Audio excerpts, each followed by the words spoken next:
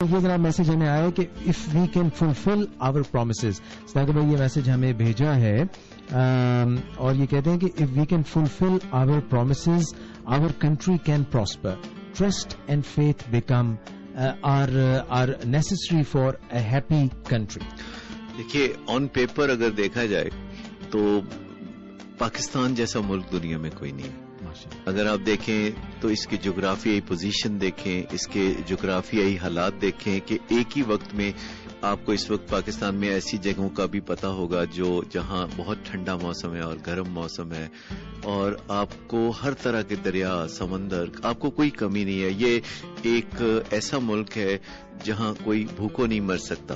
یہ وہ ملک ہے جو بہت سینکڑوں سال پہلے یہاں پہ لوگ اس لیے آتے تھے کہ یہ ایک بہت ہی سونے کی چڑیا والی لینڈ آف اپرچونٹی. اور اب یہاں سے لوگوں کا کتنا یہ یقین ٹوٹ گیا کہ لوگ یہاں سے جوان ہوتے ہی اس ملک سے جانے کی کوشش کرتے ہیں.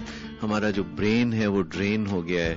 ہم مفت میں لوگوں کو دوسرے ملکوں کو بہترین انسان دے رہے ہیں. کاش وہ سب لوگ جو پاکستان سے باہر گئے ہیں اور قابل لوگ ہیں اور وہ واپس آئیں اور اپنے ملک کی تعمیر میں حصہ لیں. میں سمجھتا ہوں کہ ہم نے ایک بہت چیز ہے جو سیکھی نہیں ہے, اپنے ملک کے ساتھ آئیڈینٹیفائی کرنا نہیں سیکھا. ہمیں جب بھی کوئی پوچھتا ہے تو ہم کبھی بھی نہیں کہتے کہ ہم پاکستانی ہیں.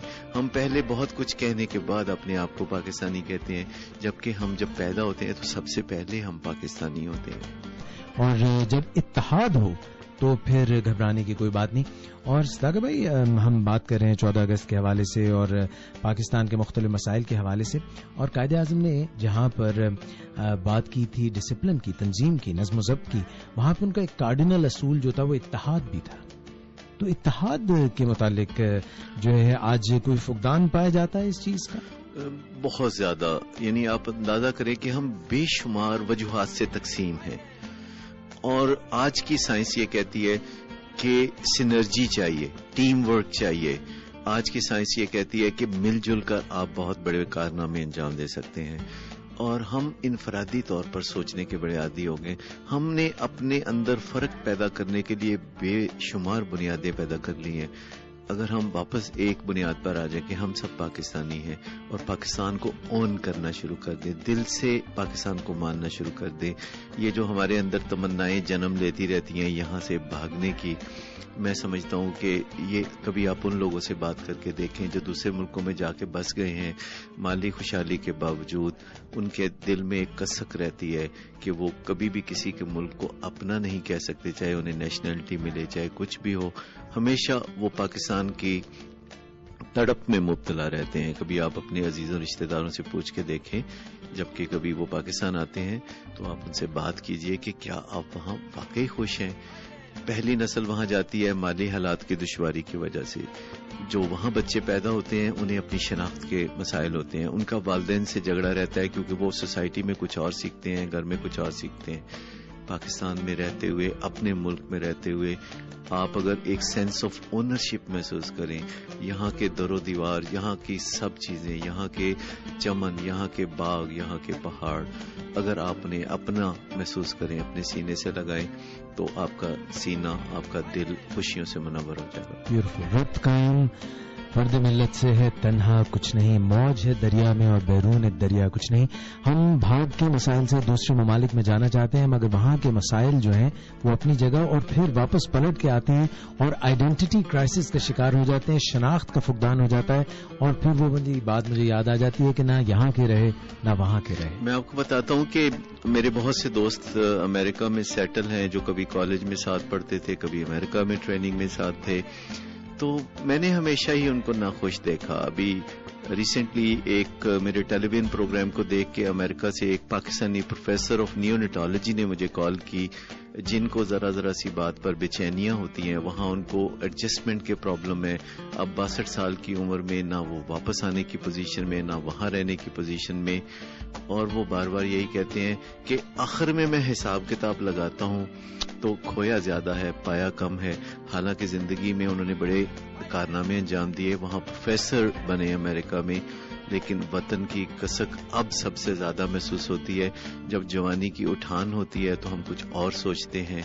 جب ہم پر بڑھاپا طاری ہونے لگتا ہے تو پھر ہم اپنی روٹس کی طرف واپس جانے کے لیے تڑپتے ہیں. یہ بات جو ہم ابھی پروگرام میں کر رہے تھے کہ ہمیں اپنے وطن کے ساتھ محبت نہ صرف کرنی چاہیے، آئیڈینٹیفائی کرنا چاہیے، اور جب شناخت ہم اپنے وطن کے ساتھ نہیں رکھتے ہیں، ہم اس وطن کی اچھی باتیں بھی ہماری ہیں اور جو اس میں کمیاں ہیں وہ بھی تو ہماری ہیں، اس کو بھی ہم نے اون کرنا ہے.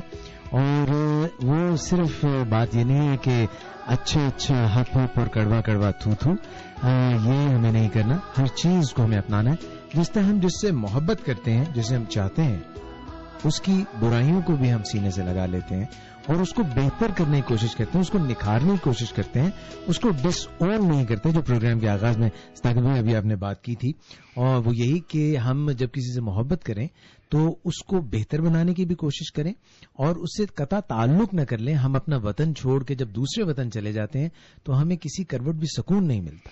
دیکھیے، آپ اگر اپنے گھر کی مثال لیں تو کچھ چیزیں ایسی ہوتی ہیں جن کو ہم بہت نکھار کے سنوار کے رکھتے ہیں. کچھ چیزوں کو ہم وہ کاٹ کباڑ سمجھ کے کہیں پھینک دیتے ہیں. بالکل ایسے ہی. پھر ان کی ہم بالکل نگہداشت نہیں کرتے. تو یہ ملک تو ہمارے دل میں رہتا ہے. ہم لوگ جو کہ پاکستان بننے کے بعد پیدا ہوئے، یہ ان کو پوری طرح سے اس کی قدر و قیمت کا اندازہ نہیں ہو سکتا کہ پاکستان بننے سے پہلے مسلمانوں کے کیا حالات تھے بر صغیر پاک و ہند میں، یعنی جو ہندوستان کہلاتا تھا، اور پھر کتنی شان و شوکت سے ہمیں یہ وطن ملا جہاں مسلمانوں کو ایک آزاد زندگی گزارنے کا موقع ملا. لیکن ہم نے اس کی کوئی صحیح قدر نہ کی.